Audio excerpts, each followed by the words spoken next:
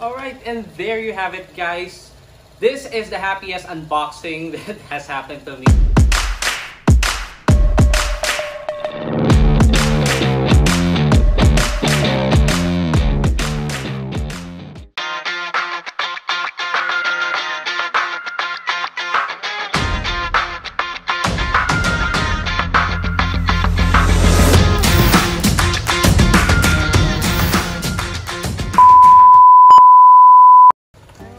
Hi, good morning everyone. Guys, welcome to the channel. Kumusta kayo today? I hope everything is going fine, even if we are on quarantine for the longest time. So, today we are going to unbox something. So, here in front of me is a mystery box. And samahan nyo akong malaman kung ano ba ang laman ng ating mystery box today. And as what you have seen on our title, definitely we are going to unbox something that is related to food. And we are going to see kung ano ba ang laman ng mahiwagang brown box. So kung ang ABS-CBN may black box, so tayo naman meron tayong mahiwagang brown box. So I'm pretty excited. So it's already early in the morning and gutom na ako. And samahan nyo ako. Sabay-sabay nating alamin kung ano ba ang laman. So by the way, my name is Dennis. Welcome to the vlog. If you're new to the channel, please don't forget to hit that subscribe button and also that notification button na makikita nyo sa baba ng video na ito for you to receive notifications whenever we are uploading a new video.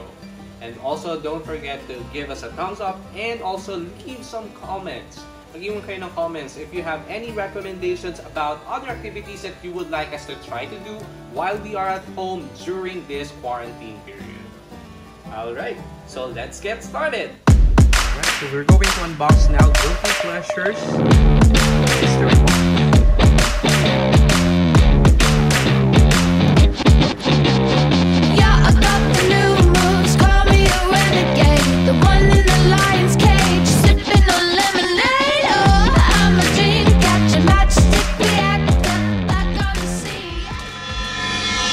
So we have here Pinoy style spaghetti, and on this side we have lasagna.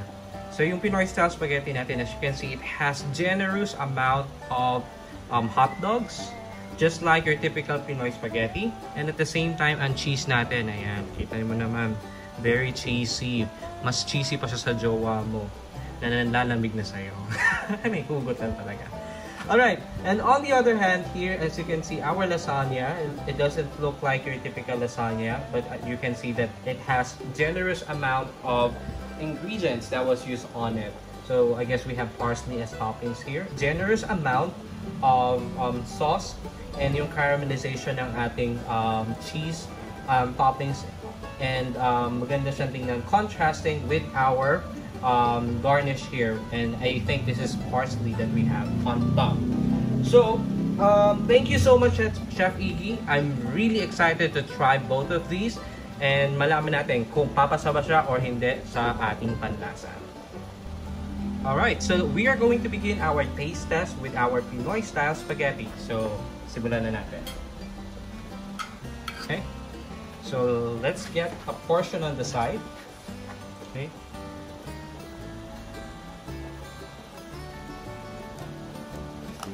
Here.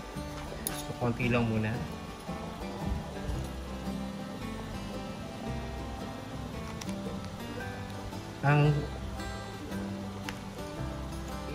Medyo mahirap siyang kuhanin.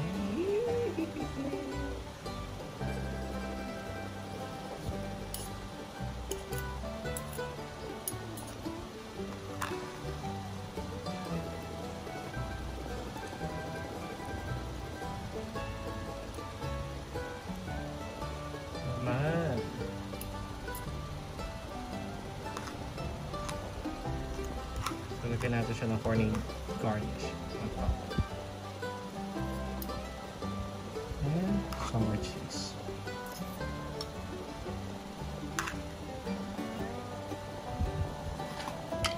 Okay, so there you have it. Ang ating Pinoy style spaghetti.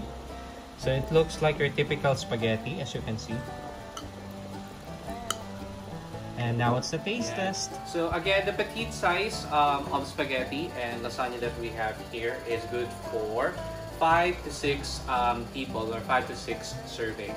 So definitely it's already good for a small family or barkada. So if you're having a gathering at home or just having a snack or a good meal, this would be perfect since tama lang yung size niya, and at the same time with the generous amount of hot dogs that you can see here, everyone will get to have good amount of hot dogs on their plates. So it's time for our taste test.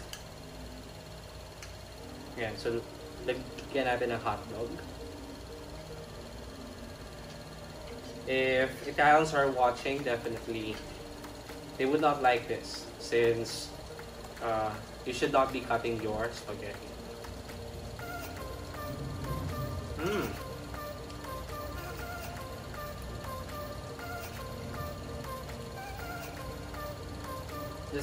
The taste of spaghetti is, it has the right sweetness that you're looking for, just like how your mom cooks your typical Pinoy style spaghetti.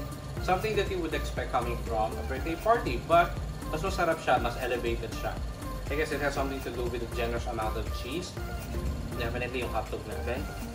The hot dog is nice.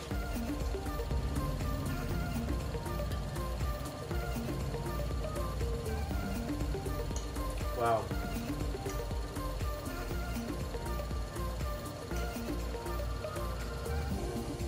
If I were really hungry, I guess I can eat half of this one.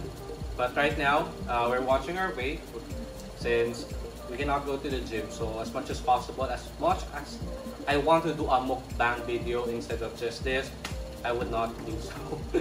Pero masarap siya.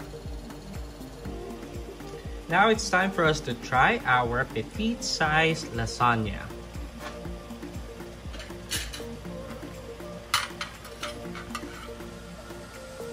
Okay. Oh.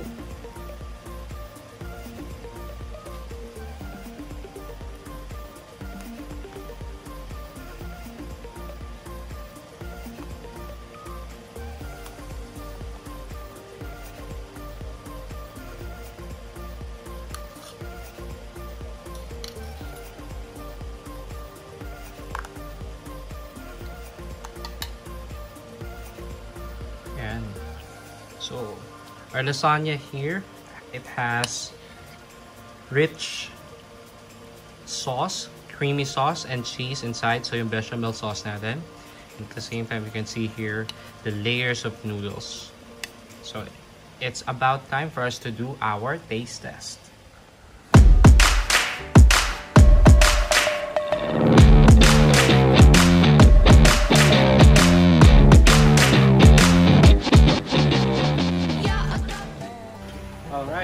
So the moment of truth for our lasagna.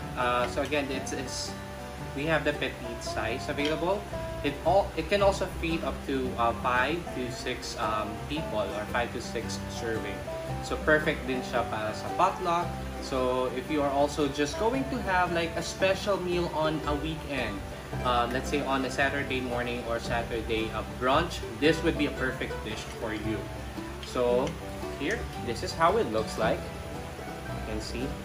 So it's 5 layers of meaty goodness of lasagna sheet, and we have the sauce and the meat sauce also available, and perfectly garnished din siya. So malambot siya. The pasta is just on the al dente side, but it's still easy and manageable to slice. So tikman na natin.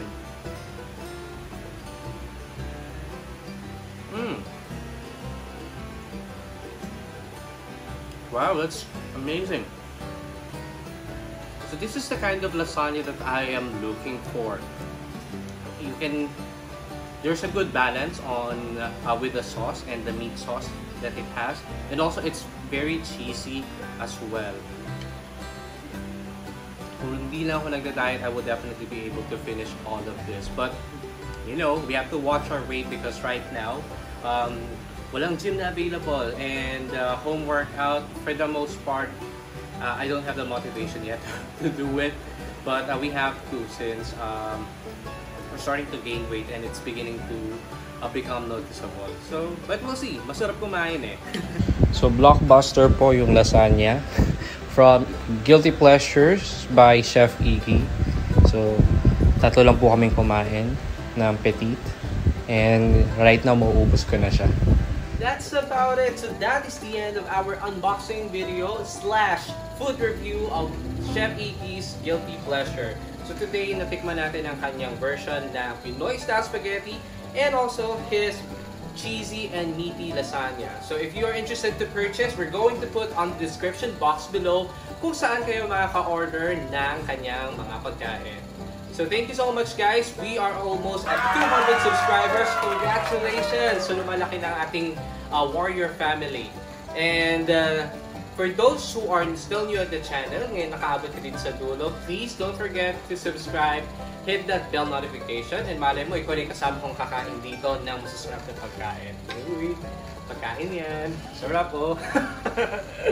Alright, well, who knows? For more collaborations, you can also reach out to me. You can follow me on my Instagram at Dennis_warrior.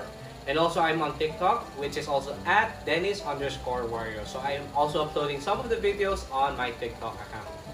That's the end of the vlog. Thank you so much for watching. Stay hungry, stay healthy, and stay safe.